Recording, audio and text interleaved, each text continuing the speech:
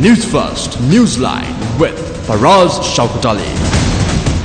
And a wonderful morning to you. This is Newsline, live as always from the Newsfirst studios in Dawson Street in Colombo. And today is the 27th of February 2018. My guest is Mr. Maithri Gunaratne. Very good morning to you, Mr. Gunaratne. Morning for us. And yes, nice to have you here. And of course, today is perhaps one of the darkest days ever in contemporary history of this country, especially in terms of finance and economy. Because today is precisely 3 years since Arjuna Mahendran, the then governor of the central bank, embarked on a solo misadventure, which the Presidential Commission of Inquiry found him to have acted mala fide, and in the information, passing on sensitive information to a company called Perpetual Treasuries, where it just turns out that his son-in-law was the CEO and one of the beneficial owners, ultimate owners of that company. It has taken 3 years, and we wonder what has actually happened. How much, if any, of these monies has been revived? What steps have been taken to get to the bottom of this entire sorry episode, to find out who it is was actually responsible, who was the mastermind? We covered this, Maithri, on the 8th of March, about a week after the issuance of this bond. Significantly, we always maintained that there was a departure from process, and of course that there was a conflict of interest. Our pleas, the writings, the media and the broadcasts were all apparently fell by the wayside. It's like pouring water on a duck's posterior. What does this all indicate to you, Maithri? Firstly, for us, I think the country as a whole must thank you all, Siddhasa Maharaja Group, for relentlessly pursuing this matter. Yes, that's because to some it would have looked as if it was a witch hunt, yeah, or a personal hunt of a certain individual. It would have looked like that if not for the commission appointed by His Excellency the President. Indeed. Because with the commission report, I think it completely exonerated all of you all, and I think you were mainly instrumental in taking this thing forward. Yes, the team Newsfirst has been absolutely relentless. I remember how slowly by slowly we started getting people contacting us with details. So that's the thing. Now, what happens is most of the time these are dropped midstream. That's right. These are dropped midstream, and ultimately the people of this country are deprived of the knowledge as to the magnitude of the corruption which has taken place. Indeed. Right? I mean, invaluable airtime has been expended. Yes. On this. So I think we have a little bit of a clip of what we did at the beginning. I don't know if our producer can play that. Let's look at that clip. There are various clips here. Let's have a go. Let's listen to it. Auction, because private placements have led to corruption and lack of transparency. Previously, parcels of government bonds were handed out to selected individuals on a favoured basis through a system of private placement. It took place outside the normal auctions of government bonds.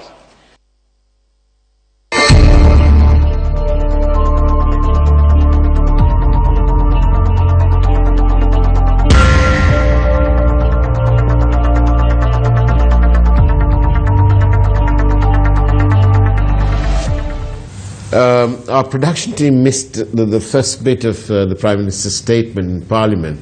It is when he said, "I insisted." And, you know, the Prime Minister, being the Prime Minister, an educated man, a lawyer, and 40 years of continuous service in Parliament, 23 of those years as the leader of the United National Party. He's not a man without any sort of depth. He is not, you wouldn't call him shallow. And he used those words, I believe, carefully. I insisted. Now, if you refer to the Oxford Dictionary on that, it usually means it is not subject to refusal. That's what I insist means. And whilst he says that in Parliament 2 years ago, or 3 years ago, 17th of March, he said that, we find that by the time he came to the Commission of Inquiry, his stance had somewhat changed. And the commissioners, being very polite and diplomatically correct and so on, and giving respect to the office of the Prime Minister, they said, what did they say? They said there was no evidence that Mr. Wickremesinghe had asked Mr. Mahendran to depart from process. That's all nonsense. Absolutely nonsense. He said he insisted. No, for us, there is a saying that the law is no respecter of persons. Yeah. If you see the figure of justice, there is a scarf above the eyes. That is to cover the eyes, and the figure of justice should not see who the people who are litigating. Yeah. Now you use the words, right? The report, because of his office. Yeah. It seems to have been watered down. Well, what I'm saying is, the rest of the report, the section dealing with Mr. Mahendran's involvement, it's very clear. They say mala fide, and it was for the sensitive information to the benefit that benefited perpetual treasuries and all that business, right? So I can't understand why, when the Prime Minister himself, and there's plenty of evidence of what he said, right, that he insisted on the change. We must remember that this process had been in place for 17 long years, and it was changed only because the Prime Minister said he insisted. And Mr. Mahendran, under oath to the due Gunasekara Cope Committee, he said that he was only doing as the Prime Minister had instructed him to do. So what more do we want? And why hasn't the commissioners in the report reflected this type of conduct and commented on it? Exactly. So what I'm saying is, I have the highest respect for the judges who have sat there. Indeed. Right? They have done a very good job. Absolutely, and they've ferreted out so much of information. But they have failed to call a spade a spade. Absolutely. They have failed to call a spade a spade. Absolutely. They are trying to call a spade, it can be a spoon, it can be a cake, utensil which you take the cake, a cake cutting, like a spade. The spade, yes. Cake spade. Yes. Right. You get into trouble with your wife for having forgotten what to call it. Right. So therefore, my sorrow is as to why they have spared him. Yes. Are they trying to protect him because of his position? What I'm saying is, for us, the court, the justice system, irrespective of who it is, indeed, right? They should come and completely bring it to light. And expose them. Indeed. Right? Indeed. Now that has not happened. Yes. That has not happened. But they have made certain comments, right, which are very, very in the sense strong, and where the Prime Minister, if he is an honourable man, which I don't think he is, should have resigned and gone. Right? So I don't think he will ever resign. One from the UNP leadership, and even from the Premiership. That, of course, is not going to happen. He's a failed leader, isn't he? No, not once, no, for us. This is for the last 24 years as the leader of the UNP. He is a failed leader. I mean, he knows it, and he knows without the UNP, without being the leader of the UNP, right, he's nothing. He's nothing. If he walks on... Professor Rajiv Vijay Singh said the same thing. He said that he's there because he's got no other income to... No. I don't think that is correct. Is that right? No, I don't think that is correct. Has he got his own income? Personally, he's very wealthy. So he can live this... Oh yes, he can. He can live a very good life. There is no doubt about that. Right. But the fact is, for us, I mean, he will not have the power, and he's basically a bully. So he would prefer to be a bully and lose all his money, right? Then have all the money and not be a bully. Let's join Shaminder Ferdinando for another perspective from a media point of view. Shaminder, of course, is the news editor of the Island newspaper. Good morning to you, Mr. Ferdinando. Good morning to you, Mr. Ferdinando. No, looks like we... Good morning, Parag. Good morning. We wondered what it means to you. 3 years, today is 3 years since the first bond was issued. A 30-year bond was issued on the 27th of February 2015. What does that mean to you 3 years later? Actually, we should talk about the first bond scam as well as the second bond scam for us. So, see, the second bond scam for us is far bigger, far worse than the first one. But the first one, of course, I'm sure the UNP and its leader, Mr. Vikram Singh, should take responsibility because he's the person who instructed Arjuna Mahendran to change the system. So therefore, there cannot be any dispute over his responsibility in this regard. But at the same time, I must tell you, the SLFP is too responsible for that because the second bond scam took place in March 2015. The SLFP, at the behest of the UNP, dissolved the parliament in June 2015 to pay for fresh elections. After the elections, they appointed Mr. Gunaratne as the finance minister again. So when you inquire into this scam for us, we must understand, the media especially, that the SLFP and the UNP are equally responsible. So therefore, the parties, it's not the individuals, the political parties, the major political parties should take responsibility for this situation. Now see, the recent cabinet reshuffle, only the state minister for foreign affairs, Vasanta Senanayake, had the guts to declare that it was a fraud. But I wonder what will happen. Nobody else said the word. So therefore, those who kept quiet over the years after the bond scam, they too should take responsibility. Thank you for your insight and your perception of what went on, Shaminder Ferdinando. I wonder what will happen to Vasanta Senanayake's political career after that, after the statement he made. We'll come back after this short break.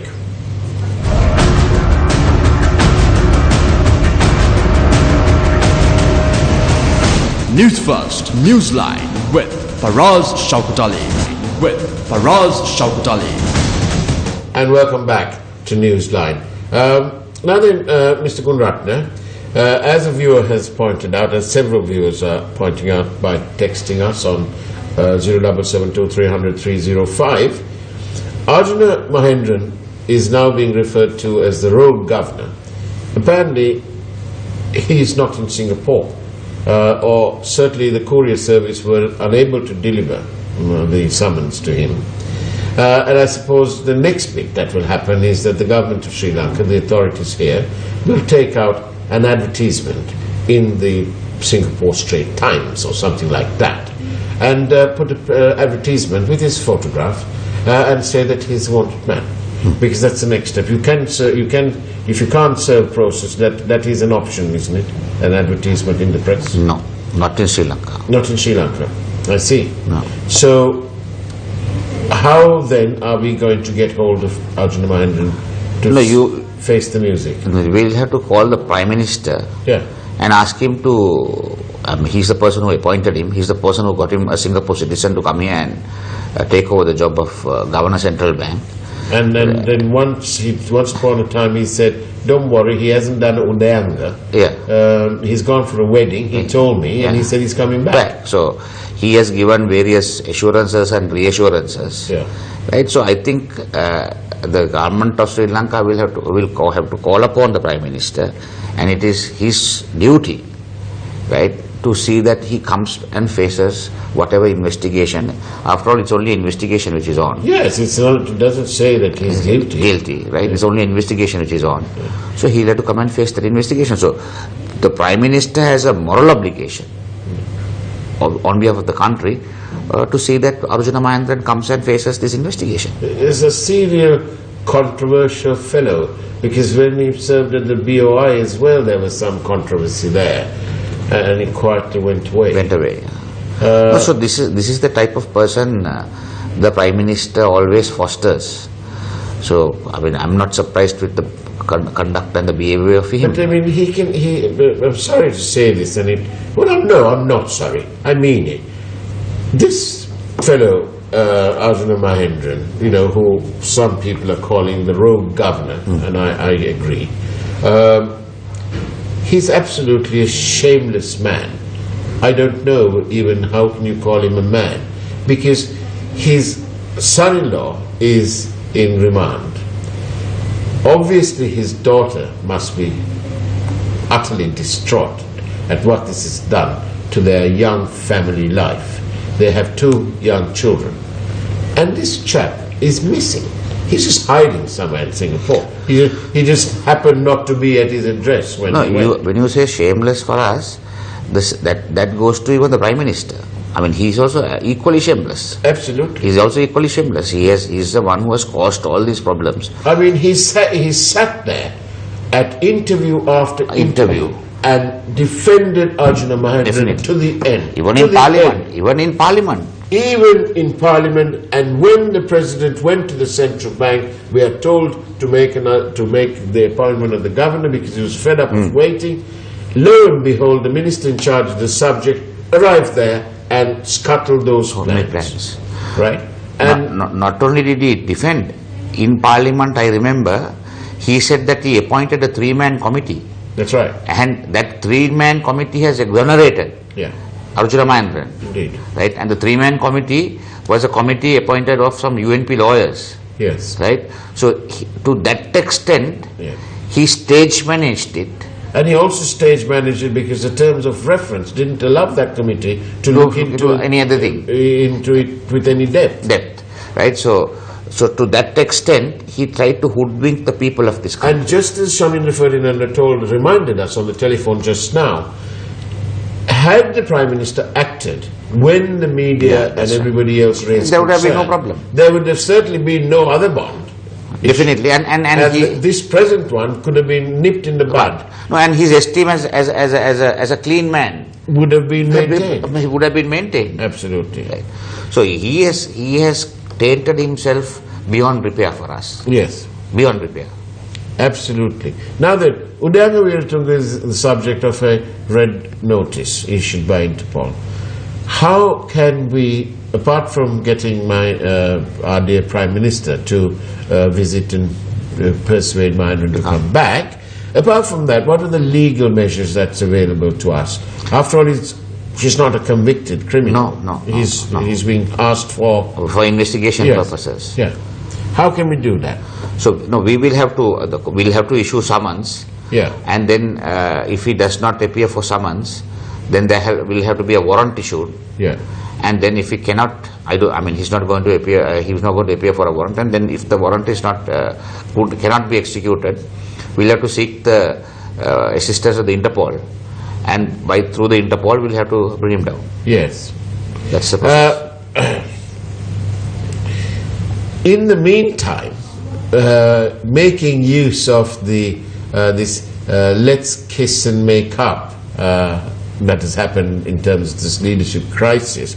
The Prime Minister is quietly trying to bring back the payment platform, which is the national payment platform, which we must point out that the governor of the central bank, Dr. Indrajit Kumaraswamy, who can by no means, by any stretch of anyone's convoluted imagination, be described as a rogue governor. No. He's the complete opposite of a rogue governor. And this Dr. Kumaraswamy, governor of our central bank, says that, you know, the CCEM, the cabinet within the cabinet, met and passed comment on this national payment platform without the presence of a central bank official. And he's quietly trying to do that in. And you know how it is, you pull one leg in and say, oh, well, it's only to interface with business messaging and so on. But the idea is you break down the barrier and you let them in. And you put one foot in. And then you're all in. Then your other foot will come in too. You know, so these are all shameless exercises. And it really... And then of course, the Central Expressway, the third phase, Section 3. Come on, Maithri. The interest premium, 10.04% in 8 years after the end of the war. This is a crying shame. It's criminal. It's, I don't know, these people's actions. It must be tantamount to highway robbery. Highway robbery. No, and the other thing is, for us, this government criticized the Rajapaksa administration for taking loans at 6% interest. Yes. Right? They also, if you remember, that initial bond when they came in, I think it was done through HSBC and so on. And the Prime Minister, the leader of the opposition then, Ranil Wickremesinghe, said he's not going to pay it. He won't pay. He was trying to put pressure on it. WikiLeaks has leaked some information in which it says that the Prime Minister had told the Japanese visiting envoy not to give economic aid to Sri Lanka, to withhold it. At a time when the Rajapaksa administration was hard pushed to raise money and fighting the war. Finishing the war. Yes. For us, I don't want to comment further. His conduct has been always against the interest of Sri Lanka, right, and the citizens of this country. Indeed. Right? And what I am shocked is that still 34% of the UNP vote base voted for in the local government election. Why is that? Right? I cannot understand how the UNP supporter cannot see, right? Or are they so blind, or are they so leaderless to follow a man like this, and to vote for a party which has... It is bringing the people on that working committee, the people who have a chance to save their party, they cannot possibly be proud of their party when this is going on. Harsha De Silva promised a big inquiry into this national payment platform. Apart from making these grandiose statements in Parliament, and within the sanctity of that, because it has carried its privileges, even the Prime Minister comes there and says all sorts of jolly things, but it is never followed up with real action that will benefit the people of this country. And that is the sad state of affairs in this country. It's completely out of order. And the messages are all coming in. It says here, he does not seem to care that he, his family and friends will go down in history as totally corrupt and a man who ruined a great party and will be vilified forever.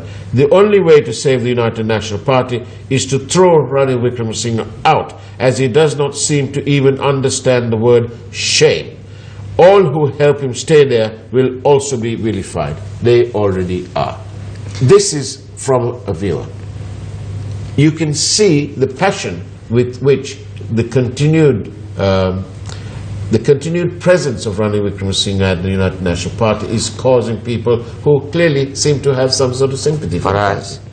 In 2010, as far back as 2010, we saw this of Ranil Wickremesinghe, and we slowly bought it out. That's the time we slowly started the struggle to get rid of him, right? And when we were doing it for us, people thought that we had a personal agenda against him or some personal dislike towards him. It was not that, nothing to do with that. But genuinely, we saw that he is not a person who is unsuitable to run the UNP, too suitable to run the country.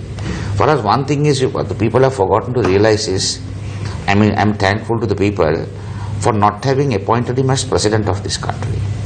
Just imagine he contested 2 elections, and if they had appointed him as president of this country, just imagine what he would have done after having been appointed. He would, like hanging on to the leadership of the UNP, he would have never ever left the presidency. He would have brought various forms of deception to stay there in power, like he's doing in the UNP as the leader of the UNP, and it would have been like Robert Mugabe. So we are lucky one way that the people of this country have carefully not elected him. He's not fit to be elected, although they have gone and voted for him. Now, a person like Mahendran who was going towards a dictatorship in 2015, whatever said and done, when the people voted him out, he gracefully went out. He gracefully went out. But remember, Ranil Wickremesinghe's conduct now, and if he is by any mistake appointed as the president of this country, God help this country, he is not going to go. He will pull the country down with him to where it goes, right? So therefore, if we don't now, he is getting ready for the 2020 presidential election. Indeed, right? This is that is because why I am saying is he sees 34% of the UNP supporters have voted for him. Well, right? It's actually they didn't vote for him; they voted for the party. No, but he doesn't look at it that way. No, he doesn't. He doesn't. People do. So what happens is for us. For him, as far as he's concerned, he says, okay, 16%, right, or 17% more is 51% at a presidential election, right? So as far as a party of like the UNP, 16% to get for a presidential election, is not a big deal. So that is one reason. That is one reason for us. He's hanging on. It's actually frightening. It's actually frightening. The potential is frightening. But when we started reporting on the bond 3 years ago, not many people understood it because it was presented as being complex. But thanks to the media, because it's not only about reporting the news, and the bond is a classic case in point. The job of the media is not only to report the news, it is also to explain the news, and thanks to the media, the bond is now a very well known word. Most people only, as Ranil Wickremesinghe has said, knew about Brooke Bond and James Bond. Well, thanks to the media in this country, everybody also knows that there's something else called a bond, and that's called Ranil Bond. Well, I don't know, but just like that, this complex matter about the leadership and the ramifications and the danger of having a weak, failed leader, I am sure that the media will carry on and explain the ramifications of that. Just like the bond, it's presented as being complex, but the media knows how to break it down to simple terms so that all of us in our country will understand the dangers of having shameless, failed leaders at the helm. Correct. Maithri Gunaratne, it's been an absolute pleasure having you. Thank you very much for us. And that's the way it was on Newsline. 3 years after the first bond was issued, and 2 years after the minister in charge of the subject of the central bank failed to stop the second bond. Take care. God bless. Thank you.